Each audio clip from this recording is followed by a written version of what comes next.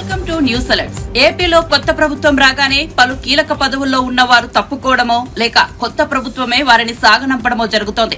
ప్రముఖ పుణ్యక్షేత్రం తిరుమల వ్యవహారాలు పర్యవేక్షించే టీటీడీ నుంచే ప్రక్షాళన చేపడతామని సీఎం చంద్రబాబు ప్రకటించారు. ఇప్పటికే టీటీడీ ఈవోగా ఉన్న ధర్మారెడ్డిని తొలగించారు.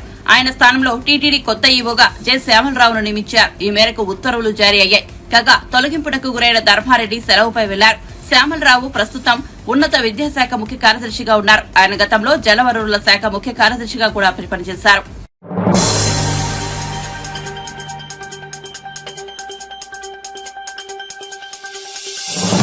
ధర్మర్ పోర్టల్ ప్రక్షాళన దిశగా చర్యలు చేపట్టినట్లు మంత్రి పొంగులేటి శ్రీనివాసరెడ్డి తెలిపారు. గత టీఆర్ఎస్ ప్రభుత్వం తీసుకొచ్చిన ఈ పోర్టల్ వల్ల లక్షలాది కుటుంబాలు భూ సమస్యలను ఎదుర్కొంటున్నాయని, ఎన్నో కుటుంబాలు చిన్నాభిన్నం అయ్యాయన్నారు. శుక్రవారం నాడు ఆయన ధరణి కమిటీ సభ్యులతో సమావేశమయ్యారు. అనంతరం మీడియాతో మాట్లాడుతూ ఈ సమస్యల నుంచి ఉపశమనం పొందడానికి ధరణి పోర్టల్ ను పునః వ్యవస్థీకరించి భూ వ్యవహారాలకు సంబంధించి చట్టాల్లో మార్పులు తీసుకురావాల్సి ఉందన్నారు. ఆ దిశగా చర్యలు చేపట్టినట్లు చెప్పారు.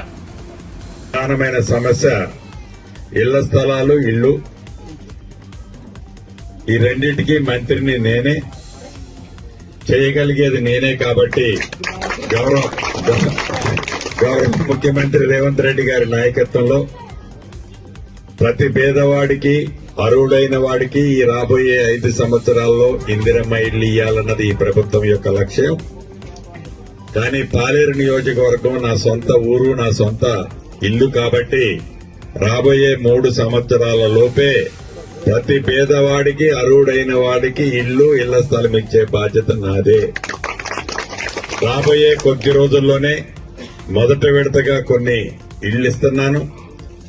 పేదవాళ్లలో బహుపేదవాళ్లు ముందు కట్టుకోండి. వచ్చే సంవత్సరం ప్రభుత్వ స్థలాలన్నీ కూడా గతంలో సురేష్ గారు, మిగతా మిత్రులు చెప్పారు, పెద్దవాళ్లు ఏదైతే కబ్జా చేసిన స్థలాలున్నాయో అవన్నీ బయటికి తీసి పేదోడికి పంచుతా. ఆ పంచే దాంట్లో ఇళ్ల స్థలాలు లేని ప్రతి వాళ్ళకి ఇళ్ల స్థలం కూడా ఇచ్చే బాధ్యత నాదే. ఇక ప్రధానమైంది, గడిచిన 10 సంవత్సరాల్లో ఆనాటి ప్రభుత్వం ఒక తెల్ల రేషన్ కార్డు లేదు, ఆసరా పెన్షన్ లేదు.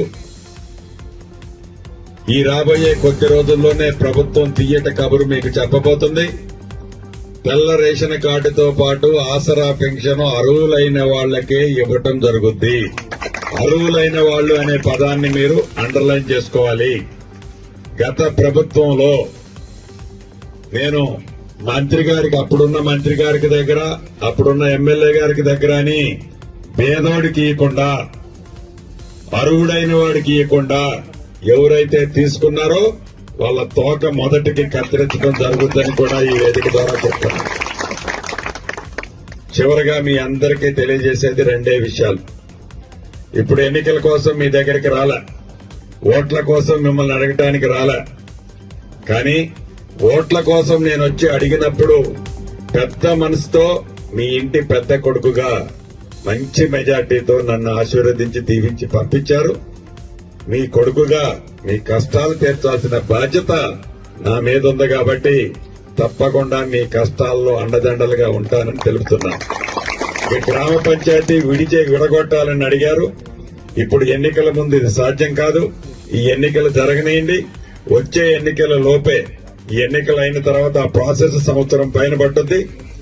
నెక్స్ట్ ఎన్నికల కల్లా గ్రామ పంచాయతీ విడగొట్టడమా, దీన్ని సపరేట్ ఒక మున్సిపాలిటీ చేయటమా, మీ అందరి అభిప్రాయాలు తీసుకున్న తర్వాత నిర్ణయం జరుగుద్దని మీ అందరికీ తెలుపుతూ, మీ ప్రేమ అభిమానాలు ఇలానే ఉండే విధంగా మీ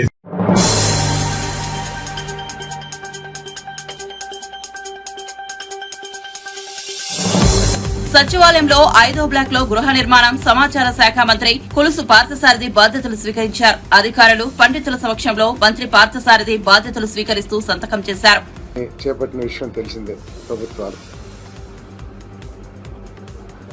మొత్తం 20,62,000 ఇల్లు శాంక్షన్ అయితే గత ప్రభుత్వ హయాంలో వాళ్ళు కేవలం 6.8 లక్షలు మాత్రమే పూర్తి చేయగలిగారు. మిగతా 13.8 లక్షలు పూర్తి చేయలేక బెనిఫిషరీస్కి లబ్ధి జరగకుండా మరి మిగిలిపోయిన విషయాన్ని మీ దృష్టికి తీసుకొస్తా ఉన్నాను. మరి తప్పుకోకుండా వీటన్నిటినీ కూడా చంద్రబాబు నాయుడు గారి నాయకత్వంలోని ప్రభుత్వం వీటన్నిటిని కూడా పూర్తి చేయడానికి చిత్తశుద్ధితో కృషి చేసి దానికి కావాల్సిన నిధుల్ని కేంద్ర ప్రభుత్వం నుంచి కానివ్వండి, స్టేట్ ప్రభుత్వం నుంచి కానివ్వండి సమకూర్చుకుని బెనిఫిషరీస్కి లబ్ధి చేకూరేట్టు తగు చర్యలు తీసుకుంటామని చెప్పేసి మనం చేస్తామని నేను. మరి ఈ కాలనీస్లో ఇన్ఫ్రాస్ట్రక్చర్ ఏర్పాటు చేయడానికి మరి జేజేఎం కానివ్వండి, లేదా అమృత్ కేంద్ర ప్రభుత్వ స్కీమ్స్ ఏదైతే ఉన్నాయో అమృత్ స్కీమ్స్, ఆ స్కీమ్స్లో అర్బన్ గృహ నిర్మాణానికి, అదేవిధంగా ఎన్ఆర్జీఎస్ కింద రూరల్ గృహ నిర్మాణానికి నిధులు తీసుకొచ్చుకునే అవకాశం ఉంది. కాబట్టి ఎక్కువగా పనిచేసి, ఎక్కువగా అభివృద్ధి చేసి, ఎక్కువగా నిధుల్ని రాబట్టడానికి కేంద్ర ప్రభుత్వం నుంచి మరి మేమంతా కూడా హౌసింగ్ డిపార్ట్మెంట్ అంతా కూడా ప్రయత్నం చేస్తామని చెప్పేసి మనం చేస్తామని నేను. మరి క్షేత్రస్థాయిలో లబ్ధిదారులకు ఉన్న సమస్యల్ని పరిష్కరించడానికి, వాళ్ళకి రకరకాల సమస్యలు, ఏదో మెటీరియల్ సక్రమంగా అందట్లేదనో, లేకపోతే లేఅవుట్లు స్థలాన్ని కేటాయించినా కూడా మాకు స్థలాన్ని చూపించలేదనో, రకరకాల సమస్యలతో మరి ఈ స్కీమ్ కొంత కుంటుపడిన గత ప్రభుత్వం పర్యవేక్షణ, ఎఫెక్టివ్ పర్యవేక్షణ లేకపోవడం మూలంగా కొంత కుంటుపడిందనే అభిప్రాయం ప్రజల్లో ఉంది. అటువంటి అభిప్రాయం లేకోకుండా లబ్ధిదారులకు ఉన్న సమస్యలన్నింటినీ పరిష్కరించే ప్రభుత్వం తరపు నుంచి ఏదేది చేయాలో వాటన్నిటిని కూడా సక్రమంగా అందుతున్నాయా లేదా టైమ్లీ మేమంతా రివ్యూ చేసుకుంటూ లబ్ధిదారుడికి మేలు జరిగే విధంగా, అదేవిధంగా ఈ స్కీమ్స్లో ఇంకా ఏదైనా ఇంప్రూవైజేషన్ చేసి ఇంకా మెరుగైన పద్ధతులు ఏదైనా అవలంబిస్తాం మూలంగా లబ్ధిదారులకి ఎక్కువగా మేలు చేకూరుతుందని చెప్పేసి కూడా ఆలోచించేస్తున్నామని చెప్పేసి మనం చేస్తాను. మరి చంద్రబాబు నాయుడు గారి నాయకత్వంలో దీని మీద సమీక్ష చేసి ఇంకా ఈ హౌసింగ్ డిపార్ట్మెంట్లో ఎటువంటి నిర్ణయాలు తీసుకోవచ్చు, అయితే నిర్మాణంలో ఏ విధంగా ఇంప్రూవ్ చేయొచ్చు, ఇవన్నీ కూడా కూలంకషంగా ముఖ్యమంత్రి గారితో చర్చించి తగు చర్యలు తీసుకుని లబ్ధిదారులకి ఎక్కువగా మేలు జరిగేటట్టు చేస్తామని చెప్పేసి మనం చేస్తాం.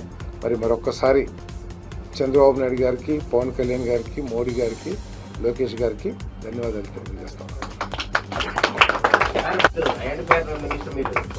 మీడియా వాళ్ళకి ఇక గురించి గతంలో కూడా పెండింగ్ ఉంది, గత ప్రభుత్వం పెండింగ్ చేసింది.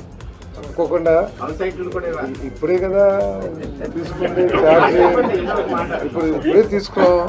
తప్పకుండా చర్చించి తగు నిర్ణయాలు తీసుకుంటాం. ఓకే,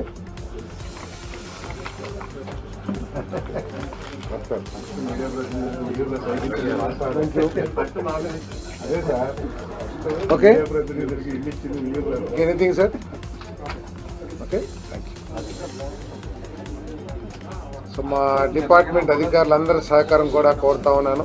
ఐఎన్పిఆర్ అధికారులు కానివ్వండి, హౌసింగ్ డిపార్ట్మెంట్ అధికారులు సహకారం కోరుతూ అందరం కలిసి ప్రభుత్వానికి మంచి పేరు వచ్చే విధంగా, లబ్ధిదారులకి మేలు చేకూరే విధంగా తగు చర్యలు తీసుకుందామని చెప్పేసి మా డిపార్ట్మెంట్ అందరినీ కూడా కోరుతా ఉన్నాను. అదేవిధంగా డిపార్ట్మెంట్ వారికి ఏదైనా సమస్య ఉన్నా కూడా ముఖ్యమంత్రి గారితో మాట్లాడి వాటిని కూడా పరిష్కరించడానికి నేను ప్రయత్నం చేస్తానని చెప్పేసి కూడా ఈ సందర్భంగా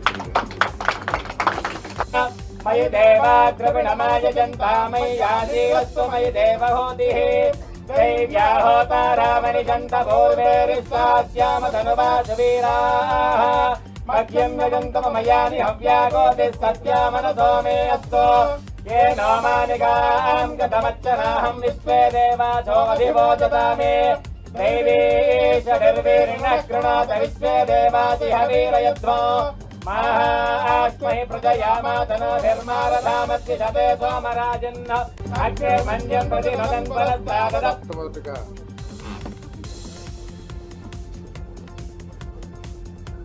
మంత్రి బాధ్యతలు అప్పచెప్పిన మా ప్రియతమ నాయకుడు చంద్రబాబు నాయుడు గారికి,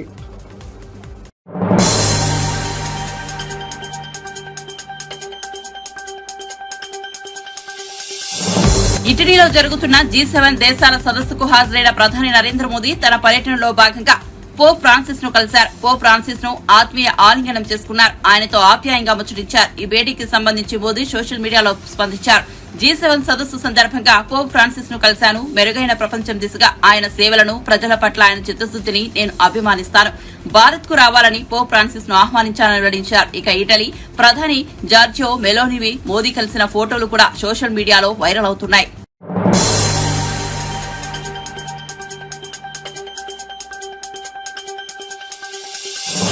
మాజీ మంత్రి బీఆర్ఎస్ వర్కింగ్ ప్రెసిడెంట్ కేటీఆర్ కు హైకోర్టు నోటీసులు జారీ చేసింది. కేటీఆర్ ఎన్నికల అఫిడవిట్లపై హైకోర్టులో పిటిషన్లు దాఖలయ్యాయి. కాంగ్రెస్ నాయకుడు కేకే మహేందర్ రెడ్డి, లగసిట్టి శ్రీనివాసులు హైకోర్టులో పిటిషన్ దాఖలు చేశారు. ఎన్నికల అఫిడవిట్ లో కేటీఆర్ తప్పుడు సమాచారం ఇచ్చారని ఆ పిటిషన్ లో పేర్కొన్నారు. వీటిపై జస్టిస్ నామవరపు రాజేశ్వరరావు విచారణ చేపట్టారు. కేటీఆర్ రాష్ట్ర ఎన్నికల ప్రధాన అధికారి సిరిసిల్ల రిటర్నింగ్ ఆఫీసర్ కు నోటీసులు జారీ చేశారు. 4 వారాల్లో కౌంటర్ దాఖలు చేయాలని ఆదేశించారు.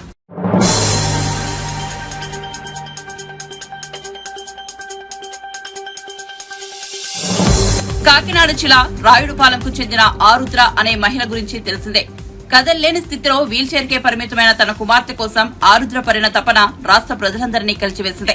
తన కుమార్తెకు వైద్యం కోసం ఇల్లు అమ్ముకుంటుంటే పోలీసులు అడ్డుపడి వేధిస్తున్నారంటూ గత ప్రభుత్వ హయాంలో ఆరుద్ర సీఎం జగన్ కార్యాలయానికి వచ్చారు. పోలీసులపై చర్యలు తీసుకోవాలని కోరారు. తనకు అక్కడ న్యాయం జరగలేదంటూ చేయి కోసుకుని ఆత్మహత్యకు ప్రయత్నించారు. ఇప్పుడు ప్రభుత్వం మారింది. టీడీపీ అధినేత చంద్రబాబు ముఖ్యమంత్రిగా కూటమి రాష్ట్రంలో అధికారం చేపట్టింది. ఈ నేపథ్యంలో ఆరుద్ర తన కుమార్తె సాయి లక్ష్మీచంద్ర సహా అమరావతికి వచ్చారు. తనను కలవడానికి ఆరుద్ర ప్రయత్నించిందని తెలుసుకున్న చంద్రబాబు ఆమెను సచివాలయానికి పిలిపించి మాట్లాడారు.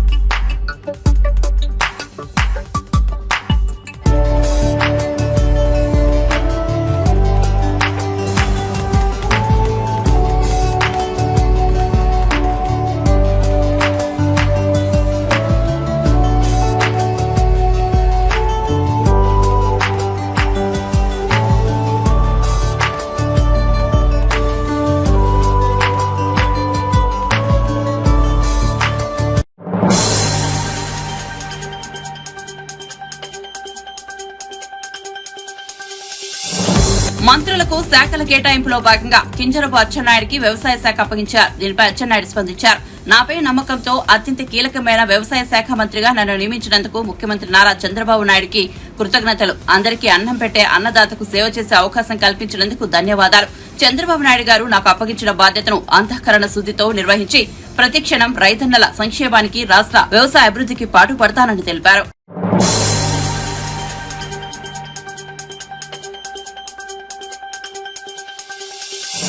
పాయకరావుపేట అసెంబ్లీ స్థానం నుంచి టీడీపీ అభ్యర్థిగా గెలిచిన వంగల్పూడి అనితకు అత్యంత కీలకమైన హోం మంత్రిత్వ శాఖను కేటాయించడం తెలిసిందే. దీనిపై అనిత స్పందించారు. తనకు హోంశాఖ అప్పగించిన నేపథ్యంలో ముఖ్యమంత్రి Chandrababu, deputy CM Pawan Kalyan, party జాతీయ ప్రధాన కార్యదర్శి నారా లోకేష్, ఎన్డీఏ నేతలకు కృతజ్ఞతలు తెలుపుకుంటున్నారని వెల్లడించారు. రాష్ట్ర పోలీసు వ్యవస్థలో మార్పు తీసుకొస్తామని అనిత చెప్పారు. కొంతమంది పోలీసు అధికారులు పద్ధతి మార్చుకోవాలని హితవు పలికారు. మార్పు రాకపోతే తామే మార్చుతామని హెచ్చరించారు. మాచర్లలో చంద్రయ్య హత్య వంటి కేసులను రీఓపెన్ చేసి పూర్తి స్థాయిలో దర్యాప్తు చేస్తామని వంగల్పూడి అనిత స్పష్టం చేశారు. టీడీపీ కార్యకర్తలు, నేతలు గత 5 ఏళ్లుగా తీవ్ర ఇబ్బందులు ఎదుర్కొన్నారని, అక్రమ కేసులపై సమీక్ష జరుగుతోందని అన్నారు.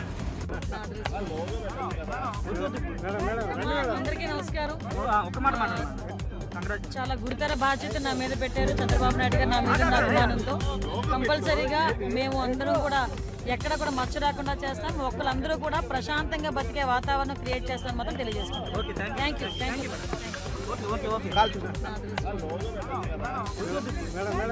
అందరికీ నమస్కారం. చాలా గురుతర బాధ్యత నా మీద పెట్టారు చంద్రబాబు నాయుడు గారు నా మీద ఉన్న అభిమానంతో. కంపల్సరీగా మేము అందరం కూడా ఎక్కడ కూడా మచ్చ రాకుండా చేస్తాం. ఒక్కరందరూ కూడా ప్రశాంతంగా బతికే వాతావరణం క్రియేట్ చేస్తామని మాత్రం తెలియజేస్తాం. Thank you.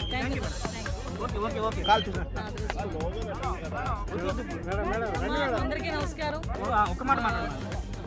చాలా గురుతర బాధ్యత నా మీద పెట్టారు చంద్రబాబు నాయుడు గారు నా మీద ఉన్న అభిమానంతో. కంపల్సరీగా మేము అందరం కూడా ఎక్కడ కూడా మచ్చ రాకుండా చేస్తాం. ఒక్కరందరూ కూడా ప్రశాంతంగా బతికే వాతావరణం క్రియేట్ చేస్తామని మాత్రం తెలియజేస్తాం. Thank you.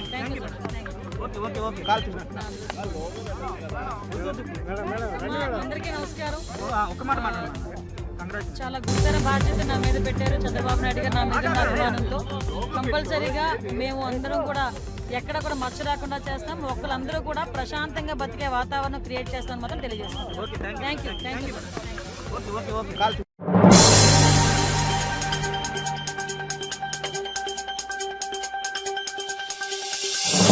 ఎన్నికల్లో వైసీపీకి కేవలం 11 సీట్లే రావడంతో ఆ పార్టీకి ప్రతిపక్ష హోదా ఇవ్వలేని పరిస్థితి నెలకొంది. ఆ పార్టీ అధినేత జగన్ కూడా ఇదే విషయమై సందేహం వ్యక్తం చేశారు. తమకు ప్రతిపక్ష హోదా ఇవ్వకపోవచ్చంటూ ఆయన వ్యాఖ్యానించారు. ఈ నేపథ్యంలో మంత్రి పయ్యావుల కేశవ్ ఆసక్తికర వ్యాఖ్యలు చేశారు.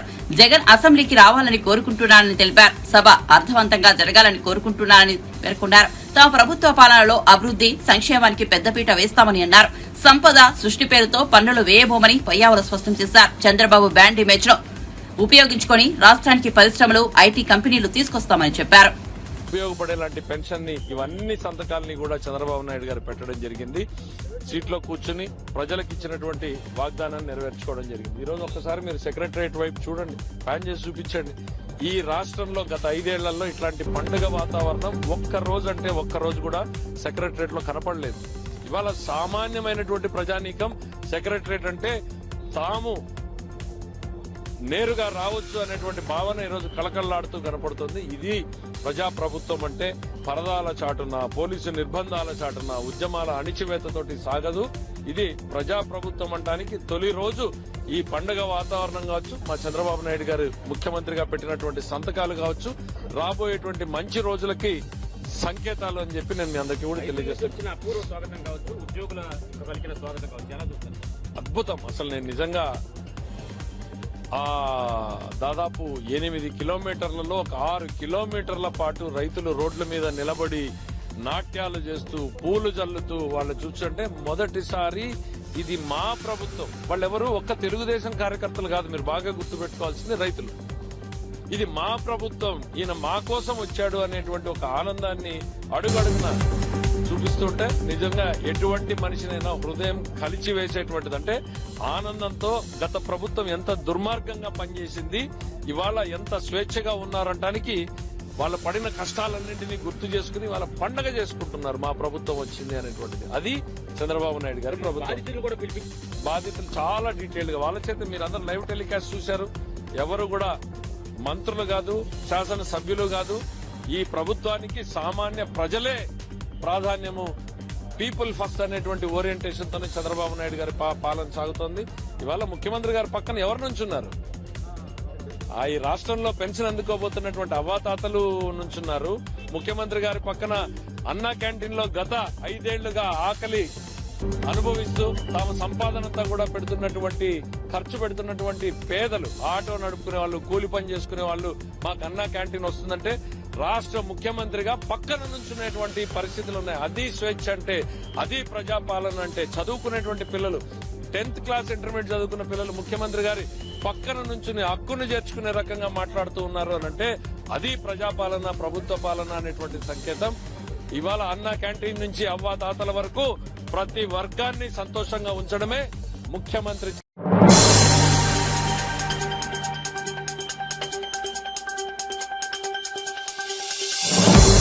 వైసీపీ నేతలు ఇప్పుడిప్పుడే ఓటమి తాలూకు దిగ్భ్రాంతి నుంచి బయటకు వస్తున్నారు. కానీ జగన్ సహా వైసీపీ నేతలందరిది ఒకటే మాట, ప్రజలకు మేం చేసిన మంచి ఏమైపోయిందంటూ ఆవేదన వ్యక్తం చేస్తున్నారు. తాజాగా మాజీ మంత్రి రోజా కూడా స్పందించారు.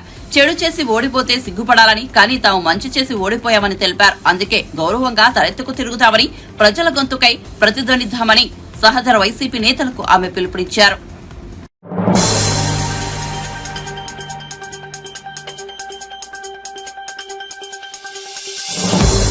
టీడీపీ సీనియర్ నేత రాజమండ్రి రూరల్ ఎమ్మెల్యే గోరంట్ల బుచ్చయ్య చౌదరి మీడియాతో మాట్లాడారు. మళ్లీ ప్రజల్లోకి రావాలని జగన్ నిర్ణయం తీసుకోవడం పట్ల వ్యంగ్యం ప్రదర్శించారు. జగన్ చేసిన నిర్వాకానికి మళ్లీ జనంలోకి వస్తే రాళ్లు చెప్పులు వేస్తారని, జరిగేది ఇదేనని అన్నారు. బూతులు తిట్టే వాళ్లను సంకలో పెట్టుకుని తిరిగే జగన్మోహన్ రెడ్డి నీతులు చెబుతున్నారని మండిపడ్డారు. తాడేపల్లి ప్యాలెస్ ను వదిలి ఏనాడైనా ప్రజల్లోకి వచ్చావా అని ప్రశ్నించారు. 5 ఏళ్ల తర్వాత చెంచల్గూడ జైల్లో ఉంటాడో, రాజమండ్రి సెంట్రల్ జైల్లో ఉంటాడో తెలియదు అని ఎద్దేవా చేశారు. నాడు తండ్రిని అడ్డం పెట్టుకుని దోచుకున్నది కొంతే, ఈ 5 ఏళ్లలో అంతకు 10 రెట్లు ఎక్కువ దోచుకున్నాడని గోరంట్ల ఆరోపించారు. జైల్లో ఉంటాడు, వీటన్నిటిపై సమగ్ర విచారణ జరుగుతుందని, దోషులకు శిక్ష తప్పదని హెచ్చరించారు. హత్య రాజకీయాలు, దోపిడీకి పాల్పడిన జగన్ శిక్షకు అర్హుడు అని స్పష్టం చేశారు. ఇది మా తాగిద్దారు అనుకుంటే ఏం జరిగిందో జగన్మోహన్ రెడ్డిని అలా ఎమ్మెల్యేని ఎంపీని చూసాం. పదవి శాశ్వతం కాదు, 5 సంవత్సరాలకు ఒకసారి అధికారం ఇస్తారు. 5 సంవత్సరాలు గౌరవంగా ఉంటే మరోసారి అవకాశం ఇస్తారు. ఒకటి నా రికార్డు ఎంతమంది బ్రేక్ చేస్తారో చూద్దాం.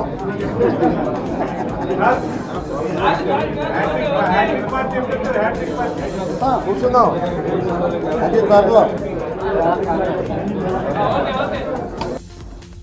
వాళ్ళ మీద చర్యలు తీసుకోవాలి. ఎందుకంటే దోషులు తప్పించకపోతే మరొకరు తయారవుతారు.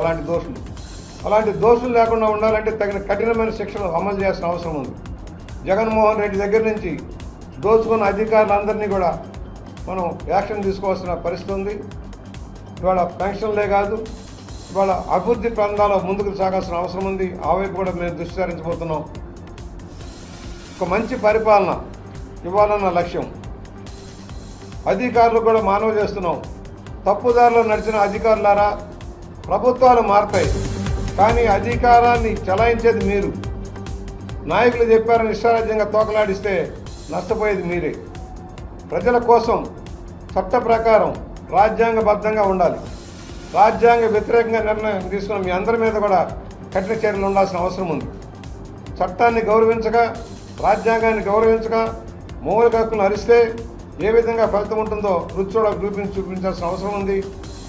ఎందుకంటే మన దగ్గర కూడా చూసాం, రెవెన్యూ శాఖ ఏ విధంగా భూముల్ని కబ్జా చేసిందో. భూముల్ని కబ్జా చేయడం కోసం ఒక చట్టం తెచ్చింది ఈ ప్రభుత్వం. దాన్ని ఒక కలంపోటుతో రద్దు చేస్తా చంద్రబాబు గారు వాళ్ళు నిర్ణయం తీసుకున్నారు. ఎవరి భూములు ఎవరికో తెలియదు, ఎవరెవరు కట్టబెట్టారో తెలియదు. ఈ మధ్యకాలంలో మన జిల్లా రెవెన్యూ యంత్రాంగం కానీ అనేక జిల్లాల్లో కానీ ఏ విధంగా భూములు కబ్జా చేశారో ఒక దృష్టాంతం ఉంది. ఈస్ట్ గోదావరిలో కూడా రెవెన్యూ కలెక్టరేట్ మీద విచారణ చేయాల్సిన అవసరం ఉంది.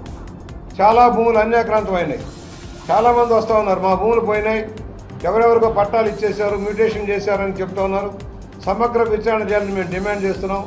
అలాంటి కలెక్టర్ల మీద, అధికారుల మీద చర్యలు తీసుకోవాలి. ఎంఆర్ఓలు కానీ, బీఆర్ఓలు కానీ ఎవరైతే తప్పుడు డాక్యుమెంట్లు సృష్టించి అసలైన లబ్ధిదారులకు దగా చేసి కొంతమంది అధికార పక్ష నాయకులకు ఒత్తాసు పలికి తప్పులు చేశారో వాళ్ళందరినీ శిక్షించాల్సిన అవసరం ఉంది.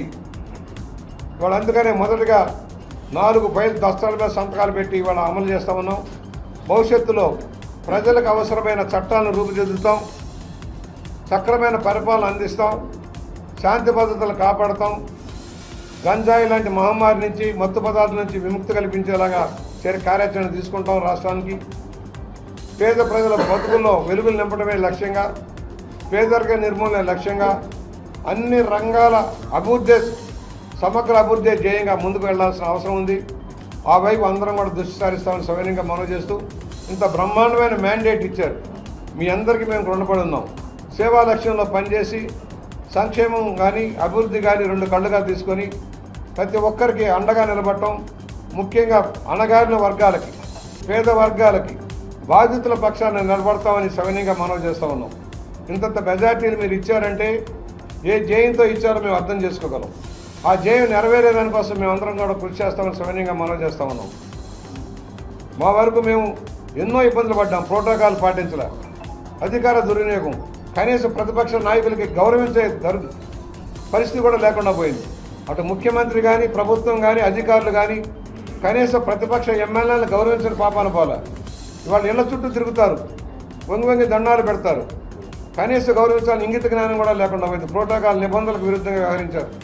అలాంటి వాళ్ళంతా ఒక కంట కనిపెట్టి ఉంటామని కూడా మేము మనవి చేస్తూ ఉన్నాం.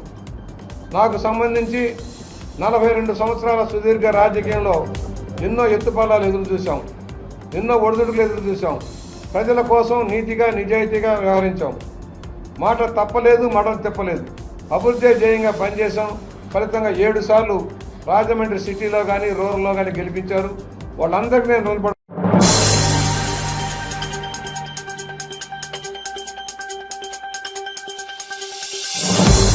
మంత్రులుగా శాఖలు పొందిన కొంతమంది ముఖ్యమంత్రి చంద్రబాబును సచివాలయంలో మర్యాదపూర్వకంగా కలిశారు. తెలుగుదేశం సీనియర్ నేతలు చంద్రబాబుతో భేటీ అయ్యారు.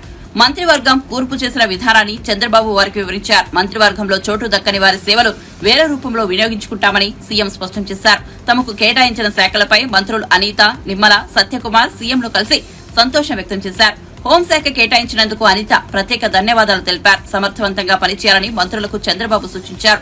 యనమల, అయ్యన్న, ధూళిపాల, నక్క ఆనందబాబు చంద్రబాబును కలిశారు. జగన్ రాష్ట్రాన్ని ధ్వంసం చేశారు కాబట్టే ప్రజలు మార్పు కోరుకున్నారని మాజీ మంత్రి యనమల రామకృష్ణుడు అన్నారు. ఆ ప్రభుత్వం కనుక 4 కాలాల పాటు ఉంటుంది. ఇది నేను 2007 సంవత్సరంలో ఫస్ట్గా మహానాడులో చెప్పాను నా స్పీచ్లో. తర్వాత 2009లో కూడా చెప్పాను. అందుకనే యంగర్ జనరేషన్కి అవకాశాలు వచ్చింది ఈ క్యాబినెట్లో. ఆ యంగర్ జనరేషన్కి అవకాశాలు ఇవ్వడానికి అందరూ కూడా వెల్కమ్ చేయవలసినటువంటి సందర్భం. అంతే ఈ యంగర్ జనరేషను కమిట్మెంట్ తోటి, అదేవిధంగా ఒక చిత్తశుద్ధితోటి పనిచేయవలసినటువంటి బాధ్యత కూడా ఉంది. ఆనాడు నేను 29 సంవత్సరాలు ఉన్నప్పుడు ఎన్టీ రామారావు గారు మాకు అవకాశం ఇచ్చారు. సో చిత్తశుద్ధితోటి, లాయల్టీతోటి పనిచేస్తే, కమిట్మెంట్ తోటి పనిచేస్తే ఎవరన్నా 4 కాలాల పాటు నాయకుడిగా ఉండటానికి అవకాశం ఉంటుంది. అంచేత ఈ ఏదైతే క్యాబినెట్ కూర్పు ఉందో ఆ కూర్పు తప్పకుండా 100% బ్రహ్మాండంగా ఉంది. వెల్కమ్ చేస్తున్నాం కూడా అందరం కూడా. అంచేత సీనియర్స్ అనేటువంటిది నేను చెప్పాను, మీరు ఒకసారి ఆ రోజు పేపర్లు చూస్తే తెలుస్తుంది. సీనియర్స్ అనేటువంటిది పార్టీకి ఉపయోగపడాలి. అదేవిధంగా మిగతా వాళ్ళకి, కింద వాళ్ళకి అకామిడేట్ చేయాలి. కింద వాళ్ళకి అకామిడేట్ చేస్తే యంగర్ జనరేషన్ పైకి రావడానికి అవకాశం ఉంటుంది. మన ఫ్యామిలీ అయినా అంతే. కింద వాళ్ళకి మనం సంపాదించినప్పుడు మన కింద వాళ్ళకి, మన కొడుకు కూతురుకు అవకాశం ఇస్తే వాళ్ళు వస్తారు. అంచేత ఏంటంటే ఎప్పటికప్పుడు పాత నీరు ప్రక్కడికి పోదు ఎప్పుడు కూడా. పాత నీరు కొత్త నీరు కలుస్తూనే ఉంటాయి. ఆ కలయిక అనేది ఎప్పుడు ఉంటుంది. ఈ కలయికే ఈ రాష్ట్రానికి ఉపయోగించుకోవడానికి ఉపయోగపడుతుంది. అంచేతే ఏదైతే క్యాబినెట్లో మోర్ దాన్ 50% యూత్కి ఇచ్చారో దాన్ని వెల్కమ్ ఆస్పెక్ట్ తప్ప మరొకటి కాదు. నేను ఇప్పుడే సీఎం గారితో కూడా మాట్లాడొచ్చాం కొన్ని విషయాలు. అవన్నీ కూడా త్వరలో అమలు చేస్తాం. ఎంచేతంటే మేము ప్రజలు మార్పు కోరుకున్నారు. మార్పు తగ్గట్టుగా మేము మార్పు చేస్తామని మేము హామీలు ఇచ్చాం. ఆ మార్పు భవిష్యత్తులో జరగాలి.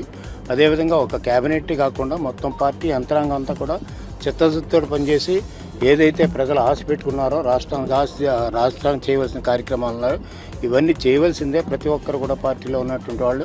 అదేవిధంగా కూటమి యొక్క బాధ్యత. ఎవరు మాజీ ముఖ్యమంత్రి 5 ఏళ్ల పాటు కళ్ళు మూసుకున్నాం, ఈ 5 ఏళ్ళు కూడా కళ్ళు మూసుకున్నాం. ఎన్ని రోజులు కళ్ళు మూసుకో 30 సంవత్సరాలు నేను ఉంటానన్నాడు. 30 సంవత్సరాలు 5 సంవత్సరాల్లో ప్రజలు కళ్ళు మూసేశారు. ఆ కళ్ళు ఎప్పుడు తెరుస్తారో తెలీదు. ప్రజాస్వామ్యంలో ప్రజల ఇష్టం. ఆయన సరిగ్గా చేసుకోలేకపోయాడు కాబట్టి కళ్ళు మూసేశారు. 30 సంవత్సరాలు ఉంటానని గర్వం పడికినటువంటి వ్యక్తి 5 సంవత్సరాలు ఎందుకు పోయాడు అంటే ఈ రాష్ట్రాన్ని ధ్వంసం చేశాడు కాబట్టి, రాష్ట్ర ప్రజలకు అన్యాయం చేశాడు కాబట్టి మార్పు కోరుకున్నారు. ఈ మార్పును మేము సరిగ్గా ఉపయోగించుకుని ప్రజలకి, రాష్ట్రానికి ఉపయోగపడితే పర్మనెంట్గా ఉండడానికి అవకాశం ఉంది. గతంలో పోలిస్తే ఆర్థిక విధానం 5 ఏళ్లలో చాలా భారీగా తప్పుదోవ పట్టింది అనేది అందరికీ అర్థమవుతుంది. ఇప్పుడు జగన్మోహన్ రెడ్డి 5 సంవత్సరాల్లో దాదాపు క్రైసిస్ క్రియేట్ చేశారు. ఎకానమీ క్రైసిస్ కాదు, ఫైనాన్షియల్ క్రైసిస్ కాదు, అదేవిధంగా అనేక రకాల డెవలప్మెంట్ లేకుండా చేశారు. చేత మెయిన్గా ఏంటంటే ఫైనాన్షియల్ క్రైసిస్ ఉంది ఇప్పుడు, అదేవిధంగా ఎకానమీ క్రైసిస్లో ఉంది. ఈ రెండును కూడా తట్టుకోవాల్సినటువంటి బాధ్యత ఉంది. అంచేత కొంత టైం పట్టినప్పుడు కూడా చంద్రబాబు నాయుడు గారు సమర్థుడు కాబట్టి ఆయన ఫైనాన్స్ మినిస్టర్ చేశాడు. అదేవిధంగా ముఖ్యమంత్రి చాలా సంవత్సరాలు చేస్తారు, అనుభవం ఉన్నటువంటి నాయకుడు కాబట్టి మేజర్ క్రైసిస్ ఈ రెండు ఏవైతే ఉన్నాయో ఈ క్రైసిస్ నుంచి బయటకు రావడం అంత పెద్ద ఇష్యూ ఏం కాదు. అదేవిధంగా మనం చేయవలసింది ఏంటంటే వెల్ఫేర్ కార్యక్రమాలు ఆల్రెడీ అనౌన్స్ చేశారు 5 కూడా మనం వెల్కమ్ చేస్తున్నాం. దీంతో పాటు ఏంటంటే డెవలప్మెంట్ జరగాలి. డెవలప్మెంట్ జరగకపోతే మీకు దాదాపు ఈనాడు ప్రపంచంలో 24 దేశాల్లో ఎలక్షన్లు జరుగుతున్నాయి. ఎప్పుడు కూడా ఎలక్షన్లో అన్ని విషయాలతో పాటు గవర్నెన్స్ కూడా ఒక ఇష్యూ అయింది. బ్యాడ్ గవర్నెన్స్, వర్స్ట్ గవర్నెన్స్ తిప్పికొట్టిన దేశాలు చాలా ఉన్నాయి.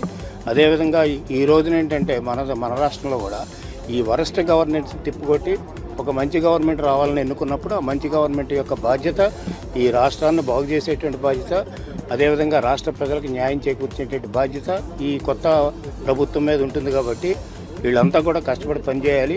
అందులోకి అనుభవం కలిగినటువంటి నాయకుడు చంద్రబాబు నాయుడు గారు ఆయన సారథ్యంలో తప్పకుండా ఈ రాష్ట్రానికి న్యాయం జరుగుతుంది.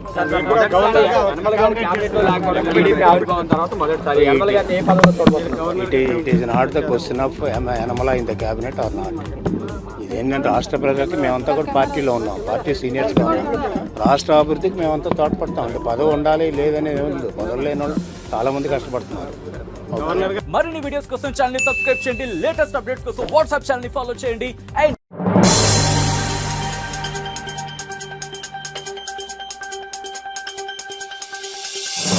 తిరుపతి జిల్లాలోని శ్రీ కాళహస్తీశ్వర ఆలయాన్ని ప్రముఖ సినీ నటుడు సాయి కుమార్ కుటుంబ సభ్యులతో కలిసి దర్శించుకున్నారు.